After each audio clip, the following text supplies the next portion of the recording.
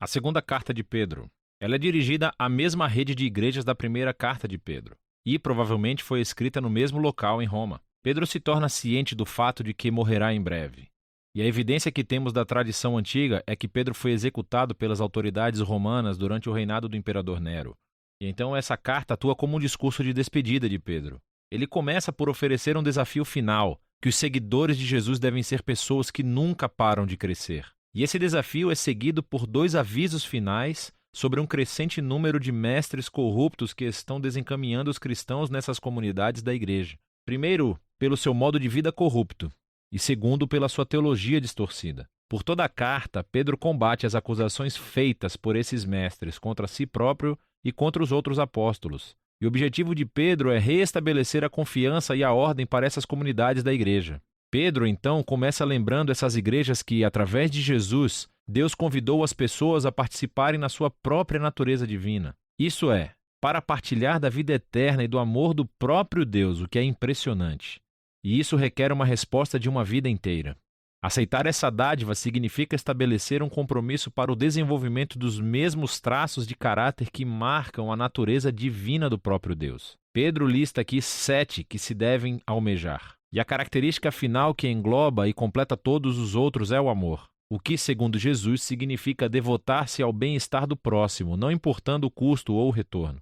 Amar, segundo Pedro, é compartilhar da vida do próprio Deus. Pedro, em seguida, declara o objetivo da carta. Ela atuará como uma crônica dos seus ensinamentos para serem transmitidos às próximas gerações, pois ele não estará vivo para fazê-lo em pessoa. Então, antes de morrer, ele deseja abordar essas objeções e acusações feitas pelos mestres que distorcem os ensinos de Jesus e dos apóstolos. Pedro, então, aborda uma acusação reproduzida por céticos presentes e futuros, ou seja, que ele e os apóstolos teriam inventado tudo isso sobre Jesus ter ressuscitado dos mortos e ser o rei do mundo. Jesus não vai realmente voltar um dia. Pedro oferece o seu depoimento como testemunha ocular do poderoso momento de transformação de Jesus na montanha. Lembre-se da história em Marcos, capítulo 9. Os apóstolos viram Jesus ser exaltado como rei, e a sua ressurreição significa que ele está vivo como rei e voltará para salvar o nosso mundo um dia. E então, o futuro retorno de Jesus para trazer o reino de Deus cumprirá com o que todas as antigas escrituras têm apontado todo esse tempo. As palavras dos profetas do Antigo Testamento não são fantasias inventadas. Em vez disso, o próprio Deus falou conosco por meio dessas palavras humanas da Escritura e através do humano Jesus. Então, Pedro continua abordando as ameaças apresentadas pelos líderes corruptos da igreja, e ele se concentra em mais objeções que eles apresentam. Primeiramente, esses mestres negam a ideia de um acerto de contas final, do momento em que Deus responsabilizará todas as pessoas pelas escolhas que fizeram. E essa negação é o que, convenientemente, permite aos mestres ignorar os ensinos de Jesus a respeito de dinheiro e sexo, porque eles lucram absurdamente ensinando nas igrejas sem mencionar o fato de que estavam dormindo com todo mundo por aí. Entretanto, Pedro lembra aos seus leitores que Deus pode e irá confrontar a rebeldia com a sua justiça. Ele recorda 3 exemplos antigos quando Deus fez isso. Primeiro, ele menciona a história sobre os filhos de Deus em Gênesis 6, como foi interpretado em uma obra judaica popular da época chamada Primeiro Enoque. Primeiro Enoque diz que os filhos de Deus são anjos rebeldes que passaram dos limites e dormiram com mulheres, merecendo assim o julgamento de Deus. Pedro, então, traz à tona as histórias do dilúvio antigo e de Sodoma e Gomorra. Nos 2 casos, ocorreu uma rebelião que levou ao julgamento divino. Contudo, Pedro diz, Deus sempre foi fiel para libertar seu povo e usa a história de Ló como um exemplo. Pedro faz a ligação entre essas 2 histórias antigas e o modo de vida corrupto dos mestres. Eles também buscam dinheiro e sexo. Eles desprezam a autoridade de Deus e conduzem outras pessoas a pensarem que Deus não se importa com decisões morais. Ele diz que eles ensinam uma mensagem de liberdade cristã e usam-se disso como permissão para fazerem o que desejam. É por essa razão que Pedro traz à tona as cartas de Paulo mais tarde no capítulo 3. Parece que esses mestres distorcem a mensagem de Paulo sobre a liberdade em Cristo. Entretanto, não é esse tipo de liberdade ao qual Paulo se referia. Pedro deixa claro que esses mestres não são realmente livres. Na verdade, eles são escravos dos seus desejos carnais. E o fato de serem cristãos torna isso ainda mais trágico, pois conhecer os ensinos de Jesus torna-os duplamente responsáveis. Eles se tornaram exemplos lamentáveis do antigo provérbio sobre o cão que volta ao próprio vômito e sobre um porco lavado que volta à lama. Pedro então aborda a razão pela qual esses mestres estão negando a existência do juízo final. Eles dizem: as gerações do povo de Deus continuam indo e vindo sem sequer terem visto a concretização das suas esperanças. Onde está a promessa de que Jesus retornaria?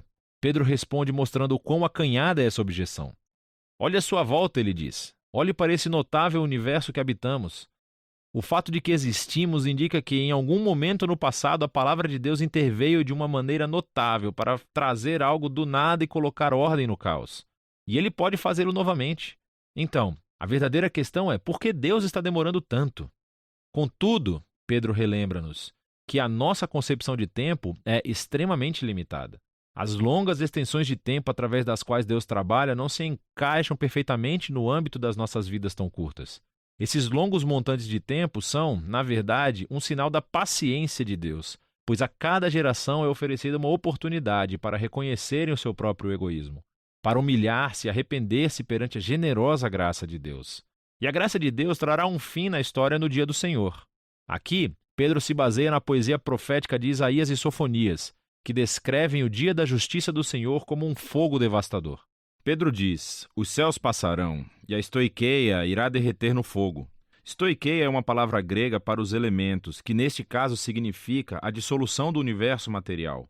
Ou mais provavelmente se referia aos corpos celestes, em outras palavras, às estrelas. Esse é o significado dessa palavra em Isaías capítulo 34, de onde Pedro faz a citação. E nesse caso, esta frase é uma metáfora sobre o céu ser removido, por assim dizer, diante do Deus que vê tudo. E por isso Pedro diz que o dia do Senhor resultará na exposição da terra e de todas as suas obras. O objetivo final da justiça devastadora de Deus não é destruir o universo material.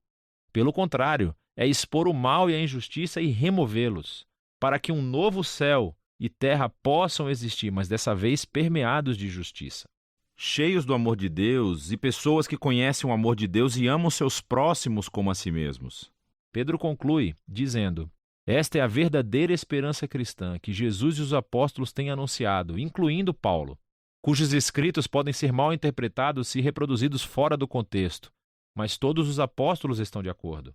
E assim, Pedro conclui o seu discurso sobre a igreja. Agora, o tom da segunda carta de Pedro parece bastante intenso, mas a sua paixão vem de uma sólida convicção de que Deus ama este mundo e está determinado a salvá-lo por meio de Jesus. Isso significa que o amor de Deus deve enfrentar e lidar com o pecado e a injustiça que arruinaram com seu mundo amado. E, em seu tempo, Deus o fará, revelando um novo futuro para a humanidade e para o próprio universo.